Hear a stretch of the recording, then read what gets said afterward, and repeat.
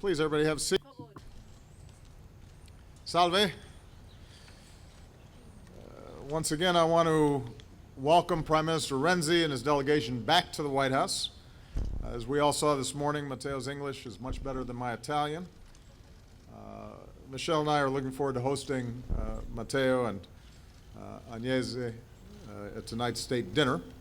But as I believe our Italian friends say, prima il dovere, poi il piacere, which means first duty, then pleasure. Tonight's dinner will be a pleasure. Today we're focused on our duties, our work to advance the security and the prosperity of our peoples. I want to begin once again by expressing our deep gratitude as Americans for the extraordinary alliance with Italy. The United States is lucky to have many strong allies around the world. Few are as strong and as reliable and as capable as Italy. In good times and in bad, we can count on each other. And I want to thank the government and the people of Italy for the hospitality and the generosity they show to the many American military personnel and families who are stationed in Italy far away from home. Matteo, please also know that our thoughts continue to be with the people of Amatrice, and I know that you're still working closely with local governments there to recover and rebuild from the devastating earthquake that took place this summer. In our work together over the past 2 years, I've come to count on Prime Minister Renzi as one of my closest partners and friends on the world stage. By virtue of his progressive vision, his energy, the reforms that he's pursuing, which are sweeping, the bold vision that he has for Italy and the world, I think Matteo embodies a new generation of leadership, not just for Italy, but also for Europe. And this is critically important because, as I've said repeatedly over the last several years, a strong and united and confident and prosperous Europe, anchored in liberal traditions and democracy and rights, that's a necessity for the United States, and it's a necessity for the world. It's a strategic interest of ours that we have a successful, united Europe. And today, we focused on a number of key challenges facing Europe, our transatlantic alliance, and the globe. On the economic front, we agree that our focus has to remain on growth, creating jobs and prosperity for our people.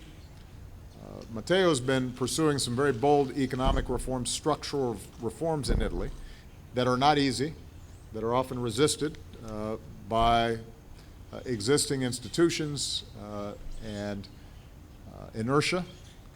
But the Italian economy has shown signs of growth. It still has a long way to go to put Italy on a path to long-term and sustainable growth, and the upcoming referendum to modernize Italy's political institutions are something the United States strongly supports because we believe that it will help accelerate Italy's path towards a more vibrant, dynamic economy as well as a more responsive political system. Matteo shared his thoughts on how, in the wake of Brexit, the European Union can move forward and focus on delivering security and prosperity that Europeans deserve. And we both agreed that without an emphasis on demand and growth and investment in infrastructure and projects that can put people back to work, particularly young people, that much of the economic fragility in Europe will continue. And by the way, that has an impact around the world, including on the American economy as well. We both reaffirmed our strong support for negotiations around the transatlantic trade and investment partnership, which can support jobs and exports and innovation and growth on both sides of the Atlantic. We talked about, as NATO allies, our unified determination to defend every ally and to continue to strengthen NATO's defense and deterrence posture. Italy will be a key contributor to NATO's Joint Task Force, which is now operational and can deploy anywhere in Europe on short notice. We discussed our shared concerns around the situation in Ukraine, and the importance of keeping sanctions, including EU sanctions, in place until Russia and Ukraine are both implementing commitments under the Minsk Agreement. And we are determined to work diplomatically with the Normandy Group in order to achieve that goal. I thanked Italy very strongly for its leading role in the coalition against ISIL. After the United States, Italy is the second largest contributor of forces in Iraq.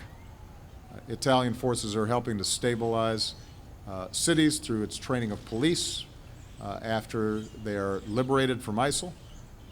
The start of Iraqi operations to liberate Mosul is another major step forward. Mosul, as many of you know, is Iraq's second largest city, and ISIL has been entrenched there for more than 2 years. Perhaps 1 million civilians are still living there. And so in addition to rooting out ISIL, our focus jointly is on the safety and the humanitarian aid for civilians who are escaping the fighting. That's going to be a top priority for both our governments. Mosul will be a difficult fight, and there will be advances and there will be setbacks, but I am confident that just as ISIL's been defeated in communities across Iraq, ISIL will be defeated in Mosul as well, and that will be another step towards their ultimate destruction. Meanwhile, Italy continues to be one of our strongest counterterrorism partners as we work together to prevent terrorist attacks in our countries. More broadly, we agreed to continue our strong support of the Libyan government of national accord, which, as we've seen in recent days, continues to face challenges to its authority. Italy provided critical diplomatic support to Libya's efforts to forge the government. Together, we intend to continue to support the government of national accord as it works to eject ISIL from Libya, provide stability and services throughout the country. And as ISIL tries to expand its presence in Afghanistan, Italy continues to play a vital role as we train and assist Afghan forces and support Afghan development. We discussed the continued need for strong, coordinated responses to the largest migrant and refugee crisis in Europe since World War II. As the leader of EU's naval operations in the Mediterranean, Italy and its partners have helped to save hundreds of thousands of lives. As NATO agreed in Warsaw, the alliance is moving ahead with plans to increase its support of these EU operations. And Matteo, I want to commend you and the Italian people, the leadership in Europe that you have shown as an eloquent voice for a collective, orderly, and humane response to this crisis is in keeping with our values and our shared commitment to human dignity. And finally, the past 2 weeks have been a powerful reminder that when our countries work together, we can leave the world a little bit better than we found it. Because the United States and Italy joined with other nations across the globe, we've brought the Paris Agreement on climate change into force. We reached an agreement to limit aviation emissions, and through the Montreal Protocol, nearly 200 nations just this past week agreed to phase down production and consumption of dangerous hydrofluorocarbons, which are an enormous contributor to greenhouse gases and a major step towards achieving the goals that we set in Paris. Meanwhile, Italy continues to be a strong partner for development, especially to combat hunger and malnutrition around the world. So, once again, Matteo, thank you for your friendship. Thank you for your partnership. I could not ask for a better partner, and the American people could not ask for a better friend and ally than Italy. So, grazie. I'm not sure your Italian is worse than my English because you improve very quickly your Italian. Mr. President, grazie mille. Grazie. Thank you kindly for the reception. What we said about the great honor which is here today for Italy is something I'd like to confirm, is something that I'd like to underline with great strength. But as President Obama said, our meeting was also an occasion to talk about our duties and after that to talk about pleasure. In those topics that have to do with our political times, I want to thank the United States of America for the extraordinary support for the battle that Italy is having in our country, within Europe, to affirm a paradigm of growth and not only of austerity at all levels. The United States are a model in this sense. 2008, 2016, constantly your country has indicated, shown us the way of how to get out of the biggest crisis after the war. I believe that Europe can and should do more. Italy considers the American example as the reference point in this battle. Of course, we also know that we have to do our homework at home, the structural reforms, and therefore what the president just reminded us of is the priorities, starting with the labor market reform. I had to ask for his forgiveness because I used the expression Jobs Act, which is obviously something that I copied, but this is something that is open source, and I think that we can copy each other's expressions from the great initiatives that were set forth by the Obama presidency. This has created 588,000 new jobs in Italy, which for Italy are still insufficient, but at least they're a first step to leave our difficult situation. Thank you, President Obama, for the work you've done as a leader in the energy field. Today, Italy is one of the main nations that sustains and upholds the vision of COP21 in Paris. We will be working in Marrakesh in November. In the next few years, we will be working in this direction in order to have clean energy, sustainable environment for our children. And thank you for the work that we've done together in the field of culture, in the cultural field. I believe that we find ourselves in a season of our political lives. Maybe some people choose hatred, the culture of intolerance. We have to bet on liberty. We have to bet on our identity, the values that make this country extraordinary, and Europe. Europe has a desperate need to find its own soul. And this is due to its children. This is due to its grandchildren. So this is the first topic of conversation that we had with President Obama. In terms of Italy, we want to make sure that the G7 in Taormina in Italy, in the beautiful Sicily, is an important, a relevant appointment, and we commit ourselves because the work that we began together, dear President, under your presidency may continue.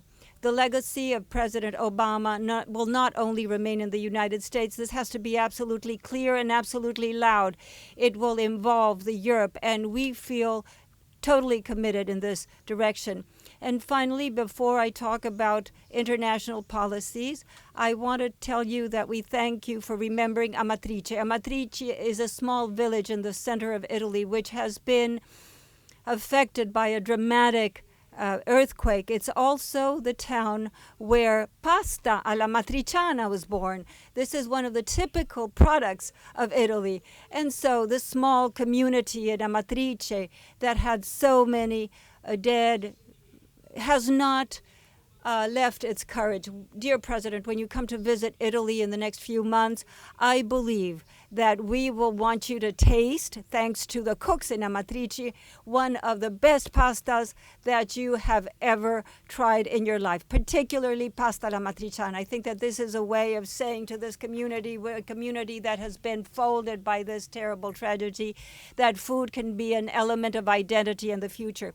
In terms of our international policies, the Italian agenda is in agreement with the American agenda. We are thoroughly convinced of the need to affirm values of being able to live together, of being civil throughout the world. That's why we commit ourselves to work with the international coalition in all theaters, starting in Iraq, in Mosul, where Italian troops are supporting an operation to save the dam in Mosul. And we believe that it's fundamental, it's crucial not to succumb to the culture of fear. In the future, we cannot know what will happen, but if there's a great inheritance left by the American dream, this is the best way to proceed.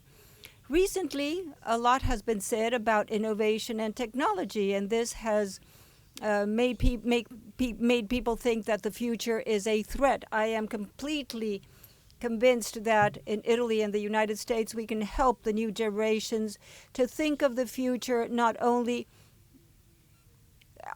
think of this as a great opportunity. And for this reason, the agenda that the United States has presented today is an agenda that we agreed upon, and we will be working together on it. Thank you so much, Mr. President. Okay, we're going to take a few questions, and I will start with Kevin Fracking of AP. Thank you, Mr. President. Donald Trump says Hillary Clinton talks too tough about Vladimir Putin and that both of you insult the Russian leader. He also said that if elected, he might meet with the Russian leader before his inauguration.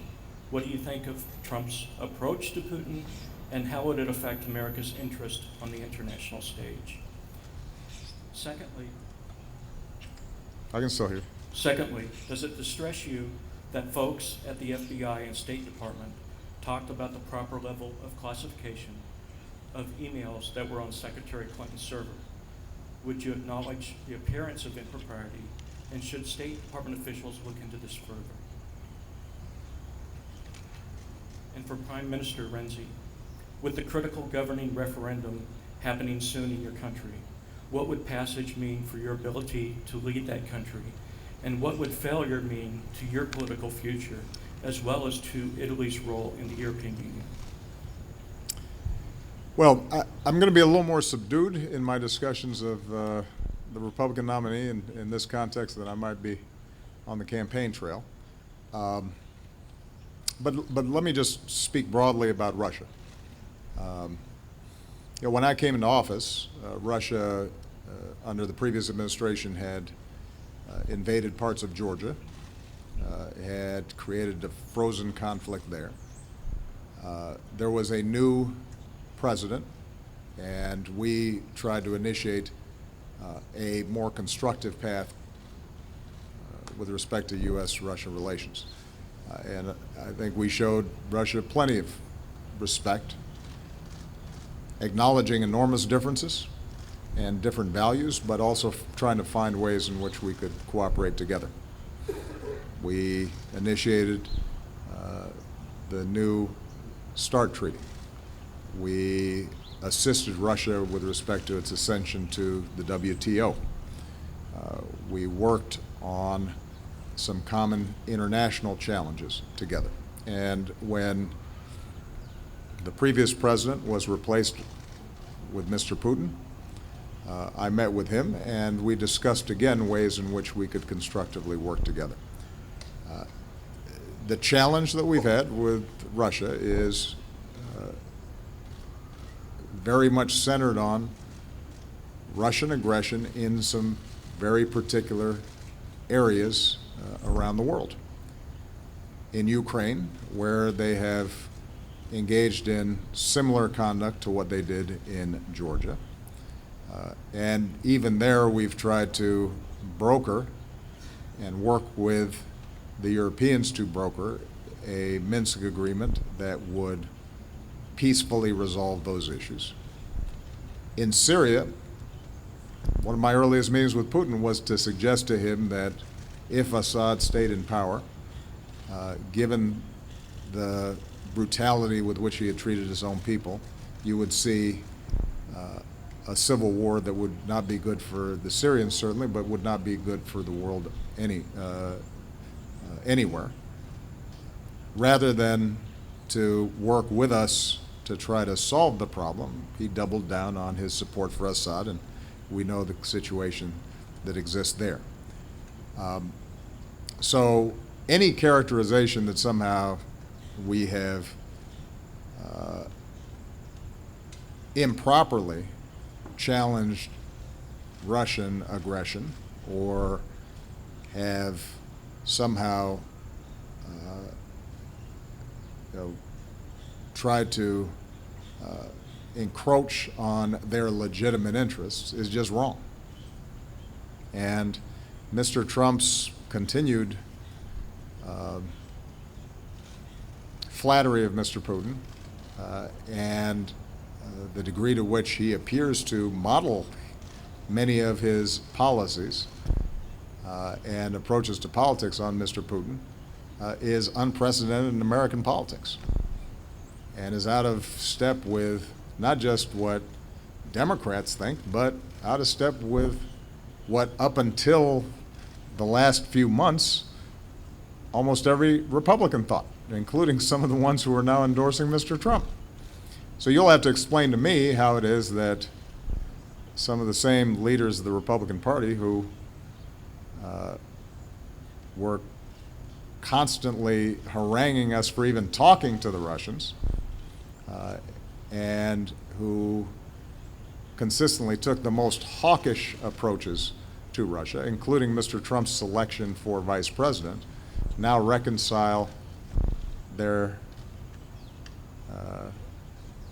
endorsement of Mr. Trump with their previous views. The bottom line is that we think that Russia is a large, important country with a military that is second only to ours and has to be a part of the solution on the world stage rather than part of the problem. But their behavior has undermined international norms and international rules in ways that we have to call them out on. And anybody who occupies this office should feel the same way, because these are values that we fought for and we protected. We can't go around talking about human rights or freedom of the press or democracy or freedom of religion or non-discrimination or basic laws of war or the sovereignty and territorial integrity of countries, no matter how small, and then extol the virtues of somebody who violates those principles. And Mr. Trump rarely surprises me these days. I'm much more surprised and troubled by the fact that you have Republican officials who historically have been adamantly anti-Russian and in fact have attacked me for even engaging them diplomatically, now supporting and in some cases echoing his positions. It's quite a reversal. You'll have to ask them how to explain it. With respect to the State Department and the FBI reports, I think you've heard directly from both the FBI and the State Department that the notion or the accounts that have been put out there are just not true. You can question them again, but based on what we have seen, heard, learned, some of the more sensational implications or appearances, as you stated them, aren't based on actual events and based on what actually happened. And I think derived from sort of overly broad characterizations of interactions between the State Department and the FBI that happen a lot and happen between agencies. I think that covers me. But I know 2006 is not a very good year to organize a referendum. But I think the Italian referendum is very simply in the message, because it's about the fight against bureaucracy. And we need a great investment against bureaucracy in Italy for a lot of reasons. We changed 63 governments in 70 years. A few times we joke about it with the president, because it's unbelievable in a country have a government changed 1 year, every year. But it's normal, the discussion, the political discussion is very strong. My opinion is very easy. If in December will win, we will win this referendum, for Italy will be easy, more easy, to continue the battle to change Europe. Because structural reforms are important for Italy, but are important also for institutions in Brussels, in Europe. So the only consequence, constitutional reform apart, in the political debate, in my view, is if we'll win, Italy will be stronger in the debate in EU. And so I work strongly and hardly to achieve the victory. Sorry. Platero, Sole 24 Ore. Grazie. You are Presidente. American, not Italian. You are American, I'm Italian. citizen, American citizens. Le farò la domanda in italiano. Okay. I will ask the question in English or in Italian. So let's talk about the referendum, because you hope to win, of course, but we've found many investors at Wall Street who are worried about the fact that you might lose the referendum. These are investors that have faith in Italy and that threaten, if there is a negative result in terms of the reforms, to just leave. So what can you tell these investors in order to reassure them if there's a negative outcome? Will you stay on? Will you continue with the reforms? And one last thing, this evening, will you bring some wine to the dinner with the president? This is an Italian custom. Yeah, I agree with the Prime Minister. Your accent is beautiful, truly beautiful. So, your Italian accent, of got course. my hands Yeah. Grazie. On growth, you seem to be in agreement that there is a need to sort of go ahead with the policy that you have pursued on being more flexible on the fiscal side. The problem is that Brussels is very rigid about it, and it's very rigid with the Italian efforts, therefore jeopardizing these efforts. What can you see to Brussels, especially after Brexit? They don't seem to be moving on that front. How important it is to move forward in that direction. And do you think that in case the referendum will not go well for the Prime Minister, he should stay on and continue in his reforms? Thank you.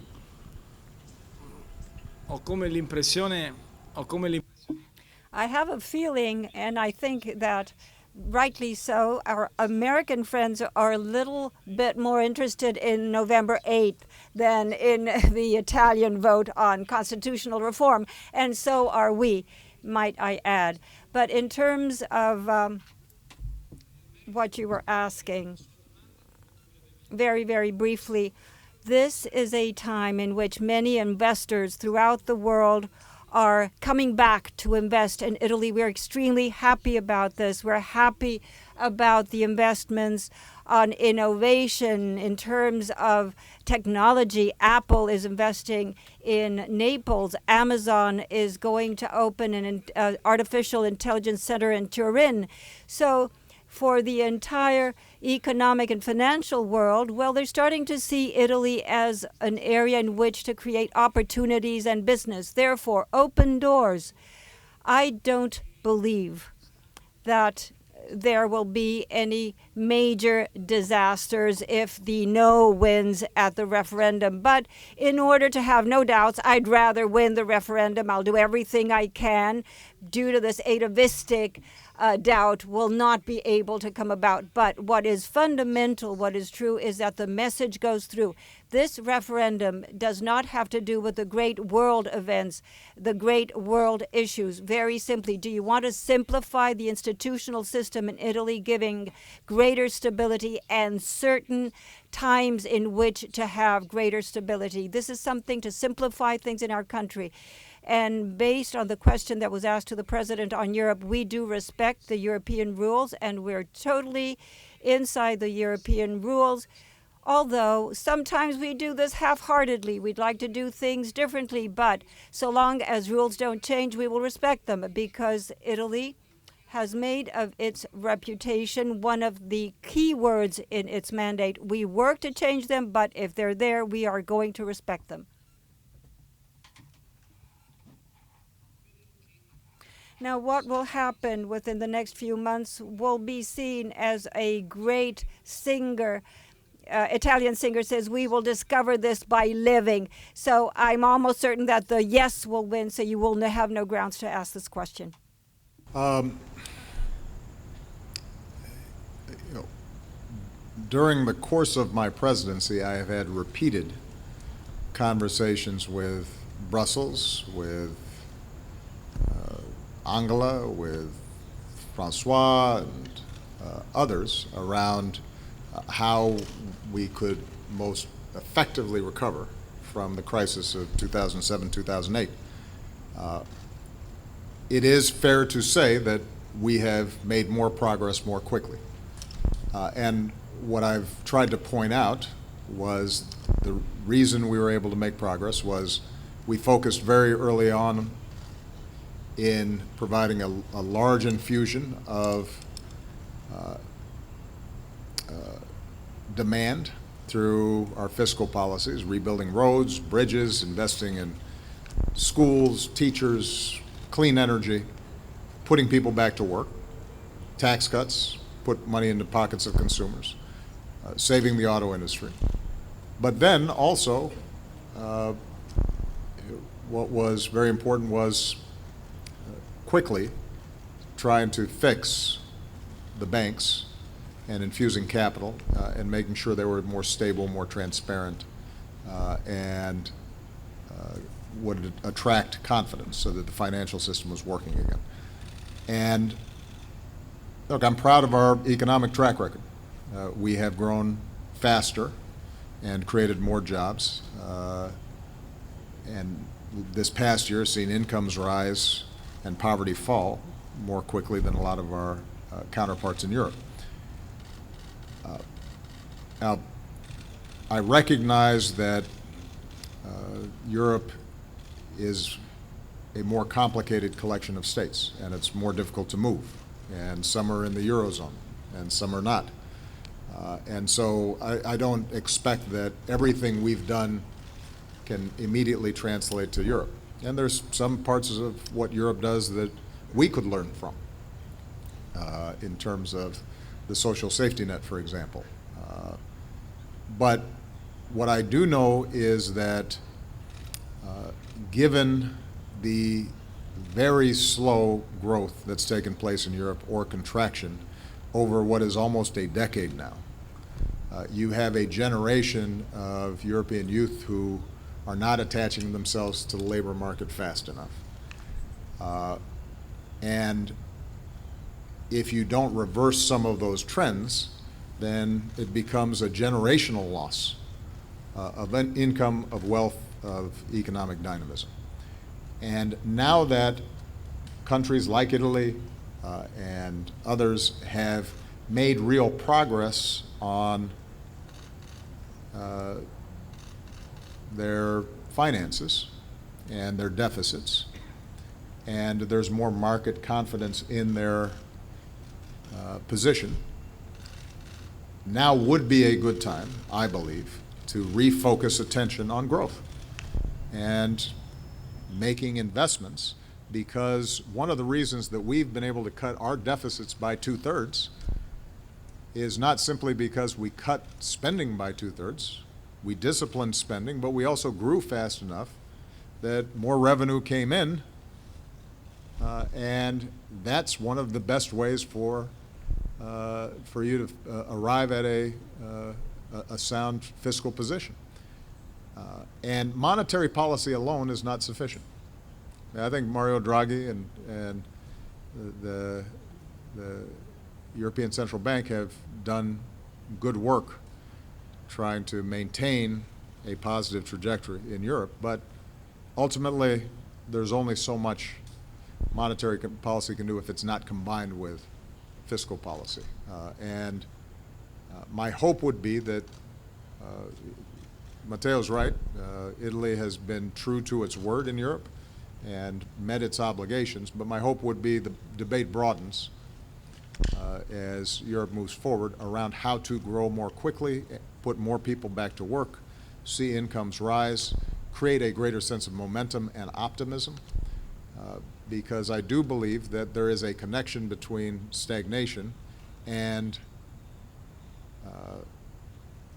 some of the less constructive populist impulses that have been rising up, and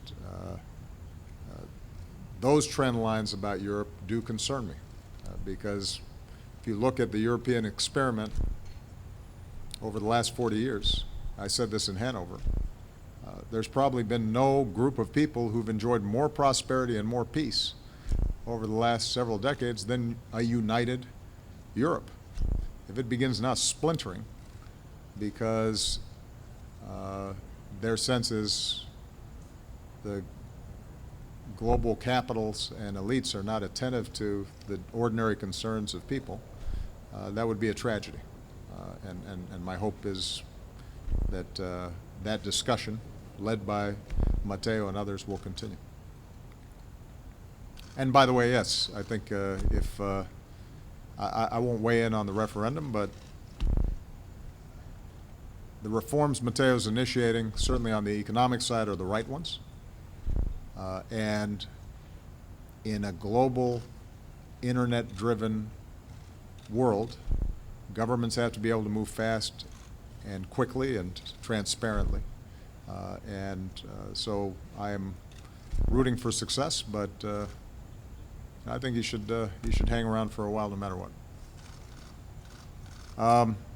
Aisha Roscoe. Thank you, Mr. President. I'd like to ask you about the election.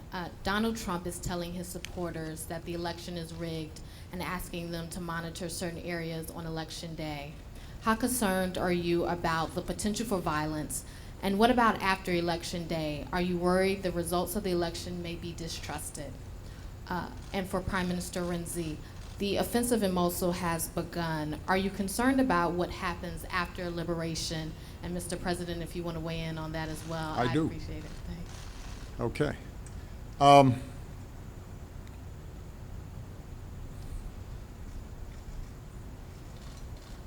One of the great things about America's democracy is we have a vigorous, sometimes bitter, political contest.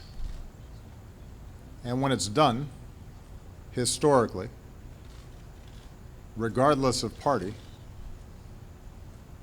the person who loses the election congratulates the winner, reaffirms our democracy, and we move forward. That's how democracy survives, because we recognize that there's something more important than any individual campaign, and that is making sure that the integrity and trust in our institutions sustains itself, because democracy by definition works by consent, not by force. I have never seen in my lifetime or in modern political history any presidential candidate trying to discredit the elections and the election process before votes have even taken place. It's unprecedented. It happens to be based on no facts.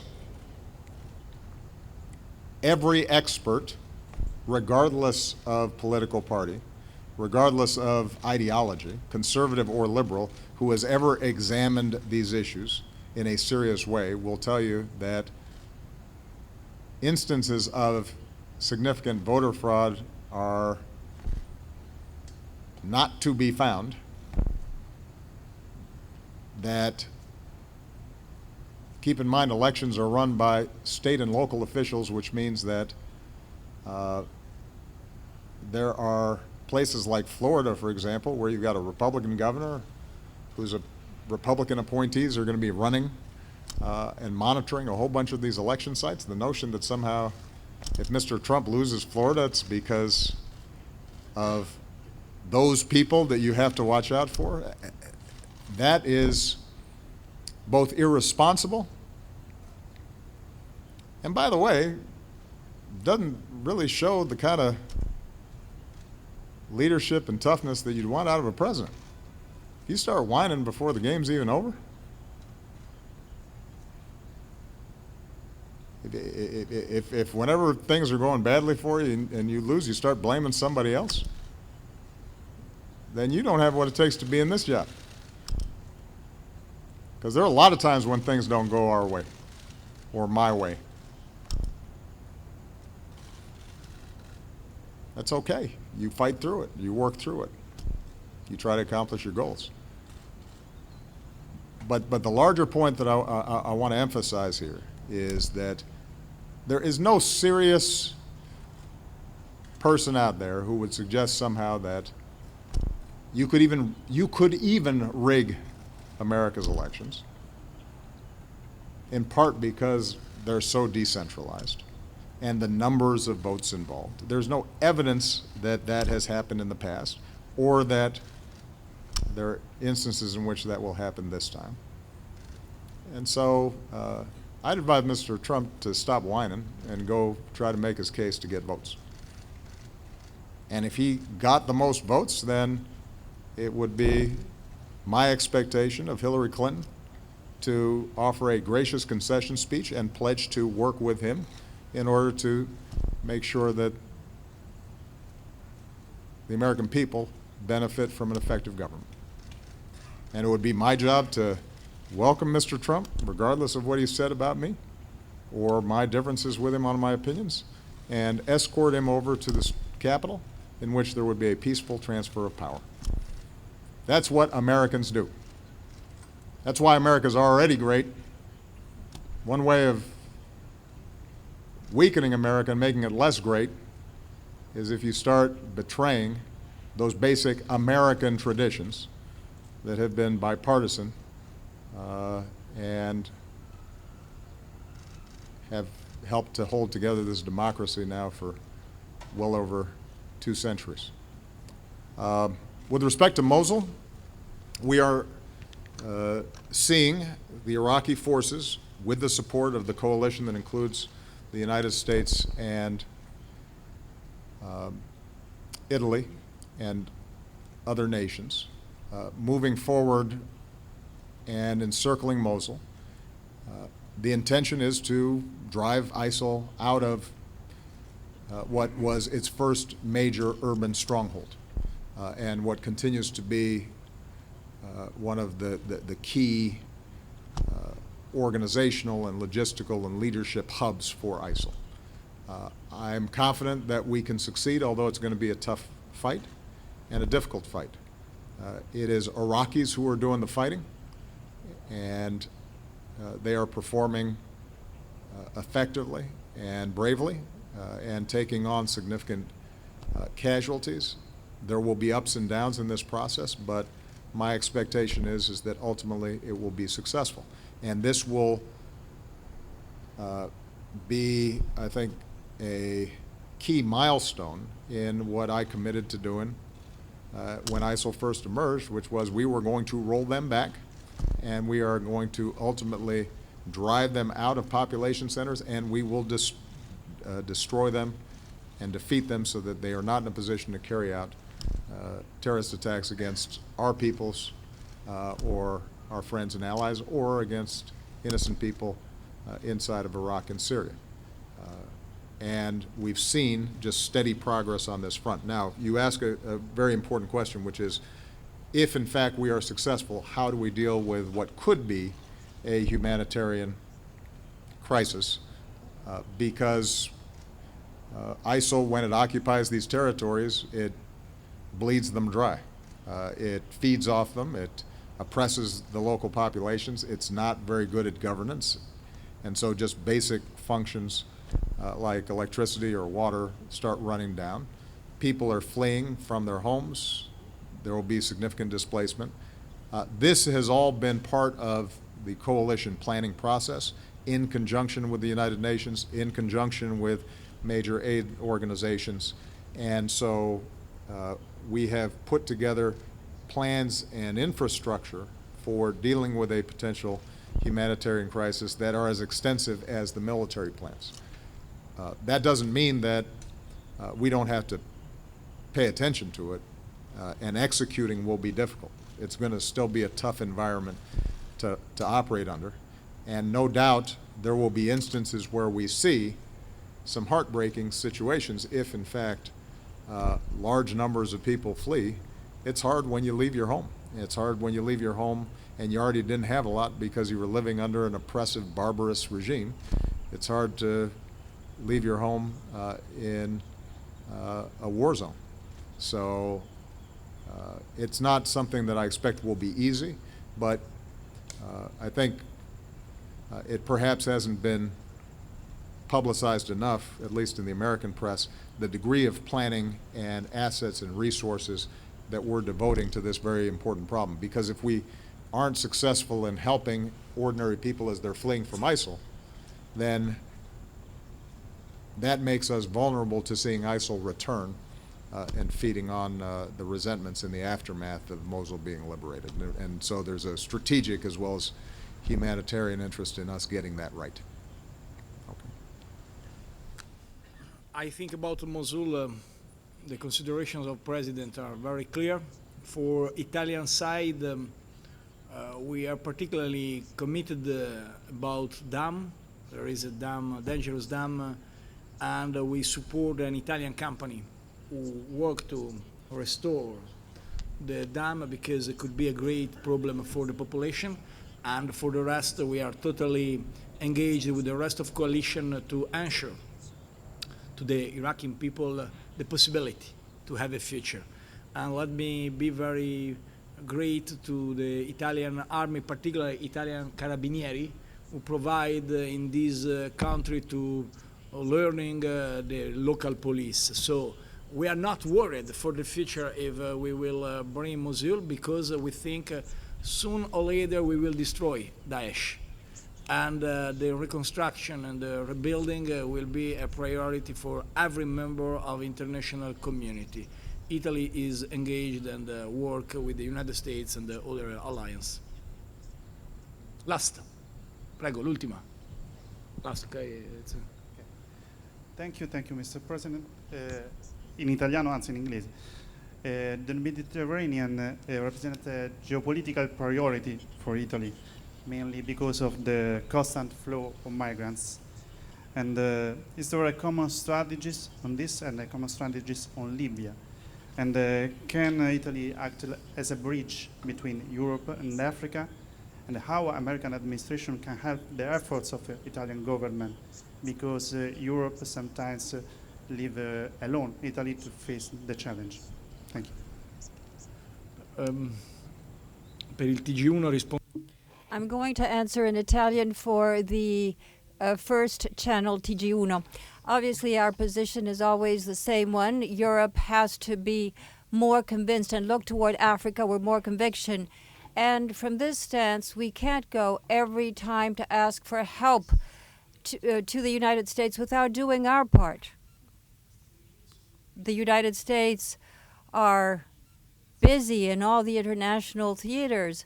In the ones that are closer to us, we obviously need the support of our best friend, because the United States are our best friend. But we also have to start an Italian and European strategy. We can't always just sit and wait for this type of support. Therefore, the issue of the Mediterranean and Africa has been left aside during the last 10 years in the European Union. We have to give it priority again. We have to work as the Commission had foreseen it would do, but it's not doing it with the necessary speed, and we will do whatever we can with the agreements with certain states, with the 5 states that are our priority. We have to work for Africa to be a priority, including a priority from the point of view of resources, local development. We will talk about this during the G7 in Sicily next year, and in terms of investments, the political investment, which perhaps in the last few years has been sorely lacking. Before asking for help from the United States, which is something we gladly do, Italy and Europe have to do their part. Italy will increase its efforts for international cooperation in the ranking of G7 for international cooperation.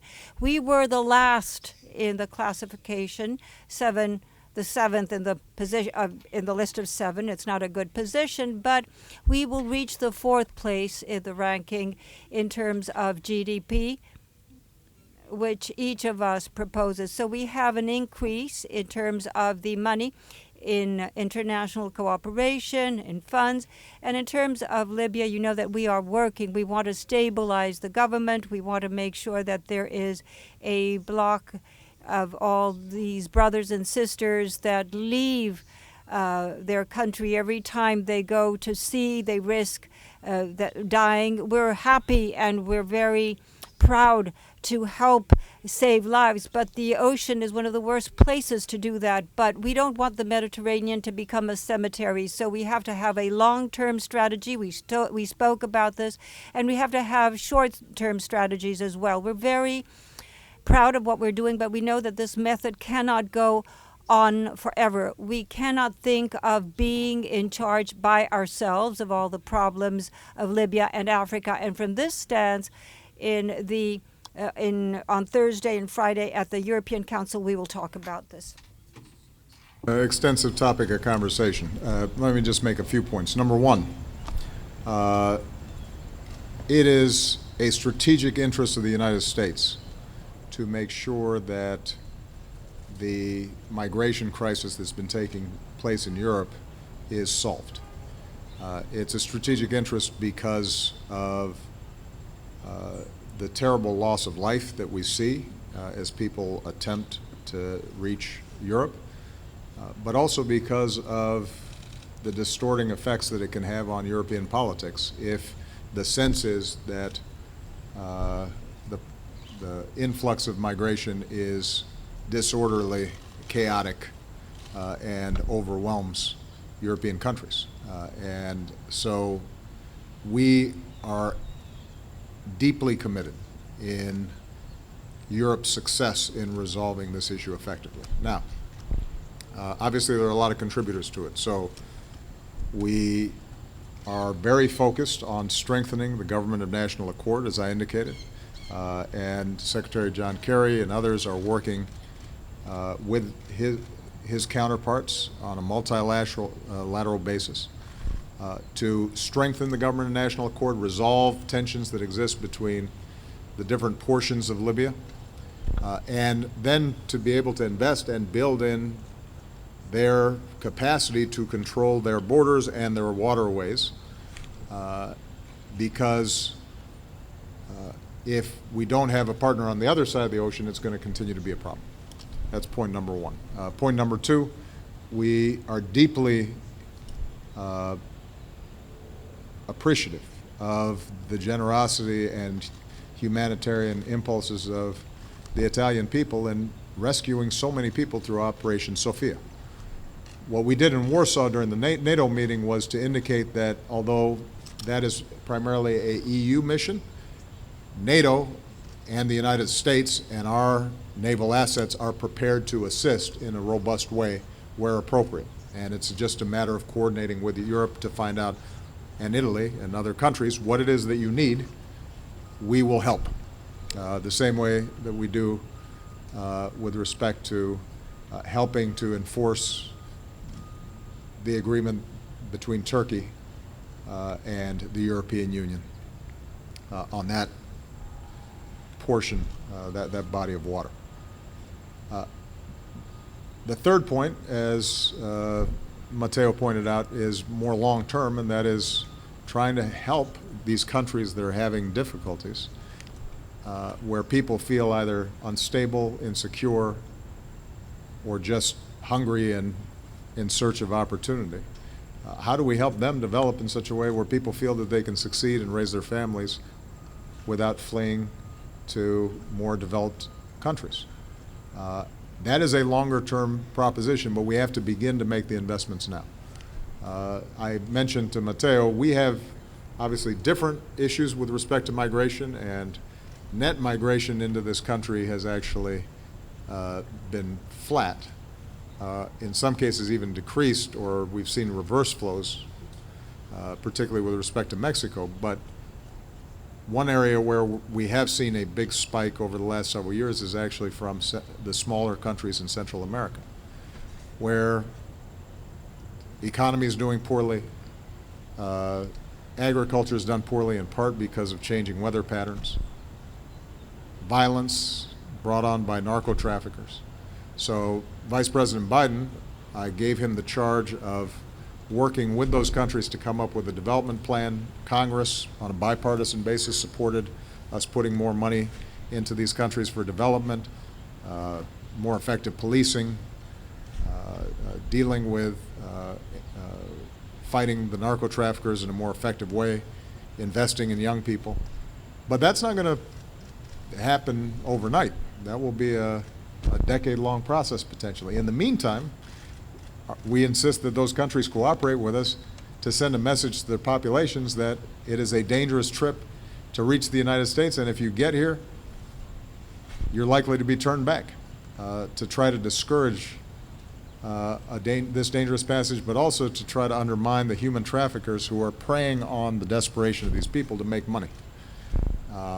So all those strategies have to be employed, and the one thing I would encourage is, and I've said this whenever I've visited Europe, you can't have a situation where Italy, Greece, Germany are bearing the entire burden. If in fact you have a European Union, then you're unified not just for the benefits, but also for the costs. And I do think it is important for Europe collectively to be invested in solving this problem and not just leave it to one country. In the same way that here in the United States, obviously, we're an actual nation state as opposed to a union of separate states. But we would not abandon one state and just say, here, you deal with an entire problem. And good luck with that. You know, if we have solidarity and benefit from that solidarity on a whole range of issues, then that means you also have joint responsibilities. Okay? That's what I just said. I said Central America, they've increased, David. Why?